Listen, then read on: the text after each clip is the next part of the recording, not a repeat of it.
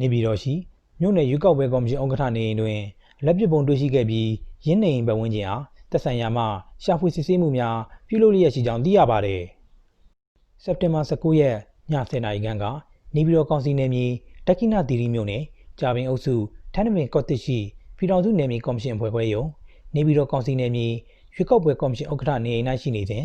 နေအိမ်ခေါင်မိုးပေါ်သို့အရာဝတ္ထုတစ်ခုပစ်ပေါက်တံကြားရ၍နေအိမ်ခြံဝန်းအတွင်းလှည့်လည်ကြည့်ရှုရာခြံဝန်းအတွင်းရပ်ထားသည့်ကားရှည်ဘိန်းနာတွင်လက်ပစ်ပုံဟုယူဆရသည့်အစိမ်းရောင်ပုံသီးတစ်လုံးတွေ့ရှိခဲ့ကြောင်းလည်းသိရပါသည်။ရင်းသို့တွေ့ရှိသဖြင့်မြို့နယ်ရဲတပ်ဖွဲ့မှူးများစစ်မြေပြင်အင်ဂျင်နီယာတရင်တစ်ချက်တို့မှစစ်ဆေးရာတွင်လက်ပစ်ပုံအစစ်ဖြစ်ကြောင်းအတည်ပြုနိုင်ခဲ့ပြီးမည်သည့်ဘုံအမျိုးအစားဖြစ်ကြောင်းကိုဆက်လက်အတည်ပြုစစ်ဆေးနေကြောင်းသိရပါသည်။အိမ်ပိုင်ရှင်ဦးသိန်းထွေးကဒုံဆိုတဲ့အတန်ကြားလို့ဆင်ကြည့်လိုက်တဲ့အချိန်မှာ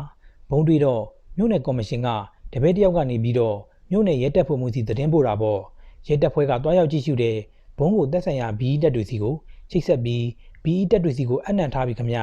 ဘုံကအိမ်ထဲတွေ့တာတော့မဟုတ်ဘူးခြံဝန်းအတွင်တွေ့တာပါဟုတက္ကိနသီရိမြို့နယ်အဲဂေဟာနယ်မြေရဲစခန်းမှရဲအုပ်နေမျိုးအောင်ကအတည်ပြုပြောကြားခဲ့ပါတယ်ဘုံတွေ့ရှိမှုနှင့်ပတ်သက်၍လက်ရှိတွင်အမှုဖွင့်ထားခြင်းမရှိသေးတော့လဲအမှုဖွင့်နိုင်ရေးအတွက်ဆက်လက်ဆောင်ရွက်လျက်ရှိကြောင်းရဲအုပ်နေမျိုးအောင်ကဆိုပါတယ်